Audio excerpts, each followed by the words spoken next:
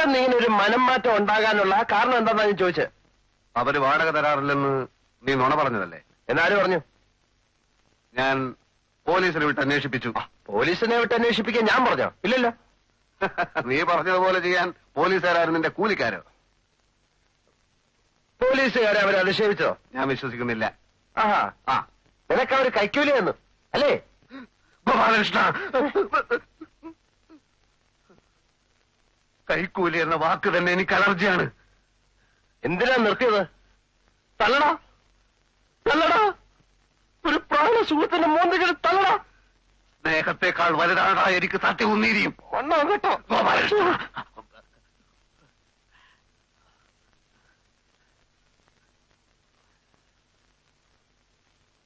ഈ കാക്കി കുപ്പായം നിന്നെ ഒരു ഭ്രാന്തനാക്കിയടാ, നന്ദി കെട്ടവനാക്കി.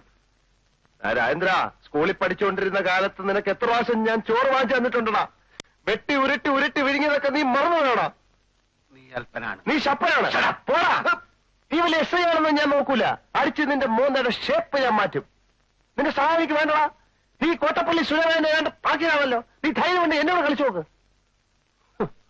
ഉണ്ട ചോറിന് നന്ദി കാണിക്കാത്ത കൊണാപ്പൻ.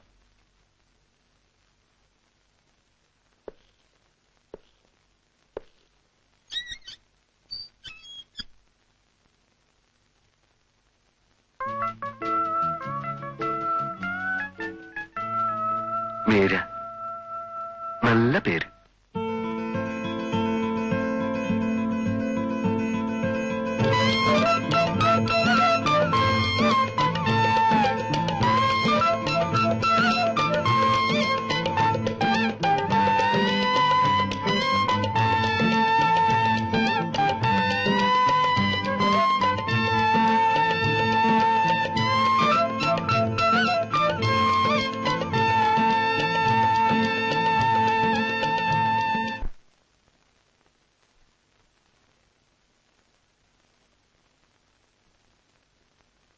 വാടകക്കാർ അവിടെ താമസിക്കാൻ തുടങ്ങിയിട്ട് ഇപ്പൊ എത്ര വർഷമായി? അതൊന്നും ഒരു പ്രശ്നമല്ല സാർ. ഒരു സൂട്ട് ഫയൽ ചെയ്ത് കേസ് നടത്തി വാടകക്കാരെ ഒഴിപ്പിക്കാൻ എനിക്ക് ഉദ്ദേശമില്ല. കേസില്ലെങ്കിൽ പിന്നെ വക്കീലിന്റെ ആവശ്യം എന്താ? ഞാൻ മുഴുവൻ പറയട്ടെ സാറേ. ആ, പറയൂ. ഈ പറയുന്ന 9 കൊല്ലം വേണ്ട, ഈ കാലം അത്രയും ഹൗസ് ഓണർ, അതായത് ഞാൻ തന്നെയാണ് മേപ്പടി വീട്ടിൽ താമസിച്ചു വരുന്നത്. ഈയിടെയായി വീട്ടുടമസ്ഥനെ ശല്യപ്പെടുത്തിയും ഭീഷണിപ്പെടുത്തിയും ചില കക്ഷികൾ വീട് കയ്യേറാൻ ശ്രമിച്ചുകൊണ്ടിരിക്കുന്നതിനാൽ അടിയന്തരമായി ഒരു ഉത്തരവ് മുഖേന ഈ കക്ഷികളിൽ നിന്നും വീട്ടുടമസ്ഥനായ ഗോപാലകൃഷ്ണ പണിക്കരെ സംരക്ഷിച്ചുകൊള്ളാൻ താഴ്മയായി അപേക്ഷിച്ചുകൊള്ളുന്നു. ഇങ്ങനെ ഒരു അപേക്ഷ, അതായത് ടെമ്പററി ഇഞ്ചക്ഷൻ നമ്മൾ കൊടുക്കുന്നു.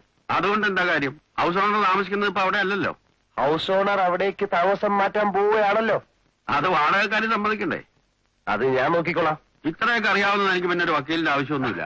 അതല്ലെന്നേ, ഇഞ്ചക്ഷൻ അപേക്ഷയ്ക്ക് മുമ്പ് വാടകക്കാരെ ശല്യപ്പെടുത്തി വീട്ടിൽ നിന്ന് പുറത്താക്കാൻ ഞാൻ ശ്രമിക്കും. അത് വിജയിച്ചാൽ പിന്നെ കേസും കോടതിയൊന്നും വേണ്ടി വരില്ലല്ലോ. എന്നാ പിന്നെ അതിനുശേഷം നമുക്ക് കണ്ടാൽ മതിയല്ലോ. അല്ല വക്കീലേ, അതിലൊരു പ്രശ്നമുണ്ട്. അതിക്രമിച്ചു കിടന്നവൻ ഞാനാണെന്നും പറഞ്ഞവർ പോലീസിൽ കംപ്ലൈന്റ് ചെയ്താൽ പോലീസിന് വേണമെങ്കിൽ എന്നെ ലോക്കപ്പിലാക്കാം. ആ സമയം വക്കീൽ വന്ന് ജാമ്യത്തിലൊന്ന് ഇറക്കി തന്നാ മതി. അമ്പാടാ മിടുക്ക, തന്നെപ്പോലുള്ള ഒരാളെ തൊടാൻ പോലീസിനും ധൈര്യം ഉണ്ടായിന്ന് വരില്ല. 9 കൊല്ലമായിട്ട് അവിടെ താമസിക്കുകയാണെന്നുള്ളതിന് അവരുടെ തെളിവില്ലേ? എന്ത് തെളിവ്? വാടക മണി ഓർഡറായി അയച്ചതിന്റെ രസീത് കാണുമല്ലോ. ആ രസീത് അവരുടെ കയ്യിലിരിക്കത്തേ ഉള്ളൂ. അത് വാടക തന്നതല്ല, അവരെന്നോട് കടം വാങ്ങിച്ച കാശാണെന്ന് ഞാൻ കോടതി പറയും. എണീക്കടോ, എണീക്കടോ, എണീക്കാൻ. തന്നെപ്പോലുള്ളവരെ പ്രോത്സാഹിപ്പിച്ചാലേ വക്കീലന്മാരുടെ കഞ്ഞൂടി മുട്ടും. അല്ല വക്കീലെ, എനിക്ക് വക്കീലിന്റെ സഹായം ആവശ്യമായി വരും. ചേംബറിൽ മൂവ് ചെയ്ത് കമ്മീഷൻ എടുപ്പിക്കേണ്ടി വന്നാൽ എനിക്ക് വക്കീലിന്റെ സഹായം വേണം. വയലേഷൻ ഓഫ് ഇഞ്ചക്ഷൻ പ്രൂവ് ചെയ്താൽ ടെനൻസിനെ പോലീസുകാരെ കൊണ്ട് അറസ്റ്റ് ചെയ്യിക്കണം. ഇതൊക്കെ വക്കീലിന്റെ BA-BL ഡിഗ്രി എനിക്ക് വേണ്ടി വരും. ഓഹോ, അത് ശരി. ഡിഗ്രി മാത്രം, എന്നെ വേണ്ട. എല്ലാം കോടതി വരാന്തെന്ന് പഠിച്ചാണ് സാർ. വേണ്ട വേണ്ട വേണ്ട, എന്റെ നിയമോപദേശം എനിക്ക് വേണ്ടി വന്നില്ലല്ലോ. അയ്യോ, അത് പറ്റില്ല. ഒരു വക്കീലിനെ കണ്ടാൽ ഫീസ് കൊടുത്തിരിക്കണം, ഇല്ല എനിക്ക് ഉറക്കം വരില്ല. അത്ര നിർബന്ധമാണെങ്കിൽ അതിന്റെ അടിയിലേക്ക് വെച്ചേക്കാം. എന്നാ പിന്നെ ഞാൻ ആ വീട്ടില് ഇടിച്ചു കയറി അങ്ങ് താമസിക്കാൻ പോവാ. ശ്രമിച്ചു നോക്കൂ. All the best.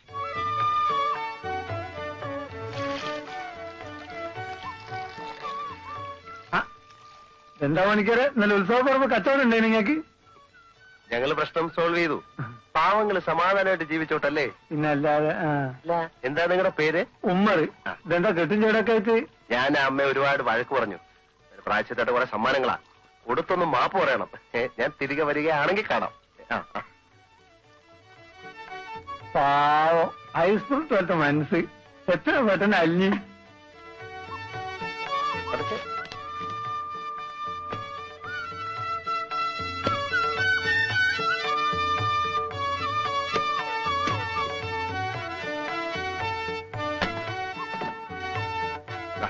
എല്ലാരും കൂടെ എടുത്തോ. 2 രൂപ. അത് മതി പോ.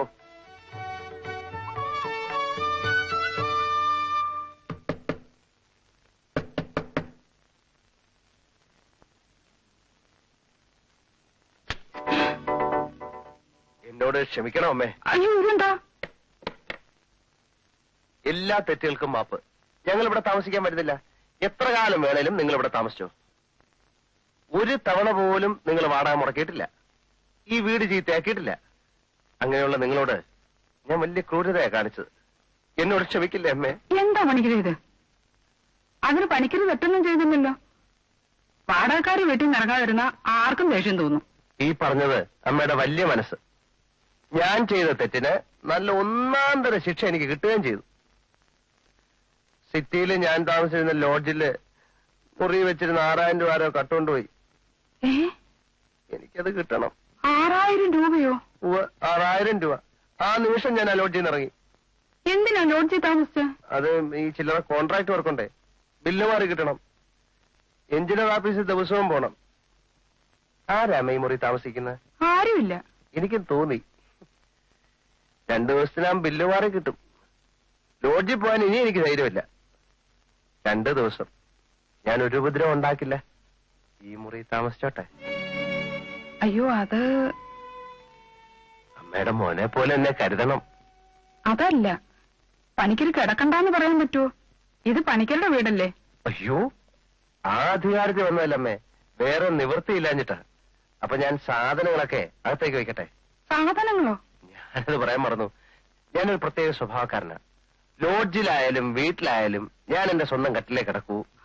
മറ്റുള്ളവരുണ്ടാക്കിയ ഒരു തരി ഭക്ഷണം പോലും ഞാൻ കഴിക്കില്ല. അതുകൊണ്ട് എല്ലാവിധ സജ്ജീകരണങ്ങളും ഞാൻ കൂടെ കൊണ്ട് നടക്കും. എന്നകത്തേക്ക് വെക്കട്ടെ? ഈ പറ്റിയെന്ന് വിളിച്ചേ.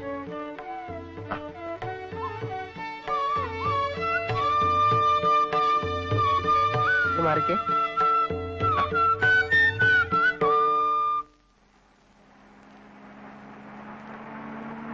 ഹലോ, കുട്ടി ഇവിടെ? ഞാൻ ഓഫീസിൽ നിന്ന് വരിക. ഓ ഐ സി. പിന്നീട് അവനെവിടെങ്ങാനും വന്നു? പിന്നെ കണ്ടില്ല സർ. കാണില്ല. സത്യത്തിനും നീതിക്കും വേണ്ടി അവന്റെ മോന്തക്കിട്ട് ഞാൻ റെഡി കൊടുത്തു. പട്ടിയെ പോലെ മൂങ്ങിക്കൊണ്ട് അവൻ പോയി. പക്ഷേ അവനാള് സ്വല്പം പെശക. ഇനി എപ്പോഴെങ്കിലും ശല്യപ്പെടുത്താൻ വന്നാൽ കുട്ടി നേരെ എന്റെ അടുത്തേക്ക് വന്നേ. It's my duty. പിന്നെ ഞാൻ നമ്മുടെ ആ പഴയ സുകുമാരക്കുറുപ്പിനെ പിടിക്കാൻ വേണ്ടി ഹുബ്ലിയിലേക്ക് പോവുകയാണ്. അയാൾ അവിടെ ഉണ്ടോ? സൂചനയുണ്ട്. ഇത്തവണ സുകുമാരക്കുറുപ്പിന് എന്റെ കയ്യിൽ നിന്ന് രക്ഷപ്പെടാൻ പറ്റും എന്നെനിക്ക് തോന്നുന്നില്ല. തിരിച്ചു വന്നിട്ട് നമുക്ക് വീണ്ടും കാണാം. ഓക്കെ? Okay sir. മീര,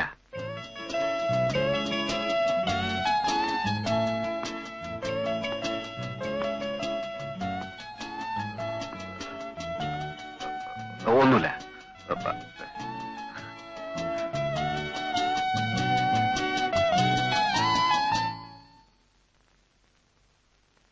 ചേച്ചി, ലാൻഡ്ലോഡ് ആ പണിക്കലുണ്ടല്ലോ, അയാൾ പെട്ടി കിടക്കെല്ലാം എടുത്തോണ്ടിരിക്കുക. എന്തിന്? അയാൾ നമ്മുടെ വീട്ടിൽ താമസിക്കാൻ പോത്രേ.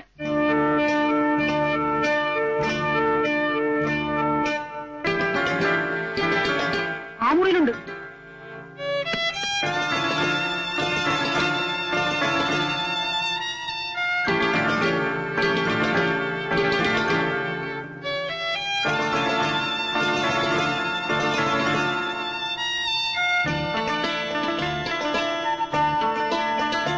എവിടെ?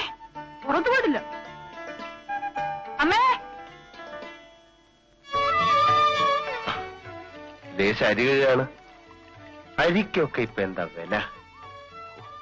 മറക്കി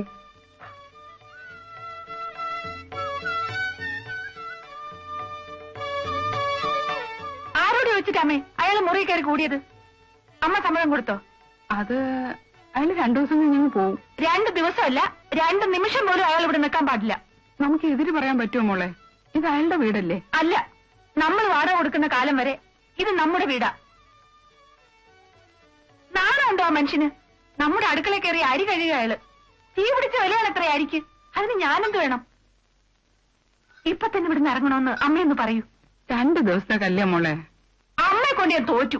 കട്ടിലും കിടക്കയും പാത്രങ്ങളും സ്റ്റൗവൊക്കെ ആയിട്ടല്ലേ അയാൾ വന്നിരിക്കുന്നത്. ആ, അത് പണിക്കരുടെ ഒരു ശീലാത്രേ. സ്വന്തം കട്ടിലെ കിടന്നുറങ്ങിയാലേ ഉറക്കം വരൂ, സ്വന്തമായിട്ട് പാചകം ചെയ്ത് കഴിച്ചാലേ തൃപ്തിയാവൂ. ചില ആളുകൾ അങ്ങനെ എല്ലാം തന്നെത്താൻ ചെയ്യണം. തന്നെത്താൻ ചെയ്യലൊക്കെ അയാളുടെ വീട്ടിൽ ചെന്നിട്ട് മതി. ഇവിടുത്തെ എഞ്ചിനീയർ ഓഫീസിൽ ഏതോ കടലാസ് ശരിപ്പെടുത്താൻ വേണ്ടിയിട്ടാ. 2 ദിവസത്തേക്ക് മതി. ഏതെങ്കിലും ലോഡ്ജിലൊരു റൂം കിട്ടില്ല അയാൾക്ക്. ആ, അതല്ലേ കുഴപ്പമായത്. ലോഡ്ജ് മുറിയിൽ ഏതോ കള്ളന്മാര് 6000 രൂപ കട്ടോണ്ട് പോയത്രേ. പാവം പണിക്കര്. ഒക്കെ നുണയാണമ്മേ. അയാളുടെ രൂപ വെക്കാൻ അയാളേക്കാൾ വലിയ കള്ളൻ ഈ ലോകത്തുണ്ടായിട്ട് വേണ്ടേ? അയാളോട് ഇറങ്ങിപ്പോ അമ്മ എന്ന് പറയുന്നുണ്ടോ?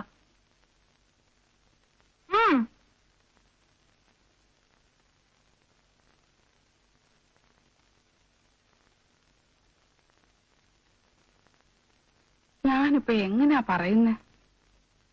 വിളക്ക് കത്തിച്ചിട്ട് പറയാം.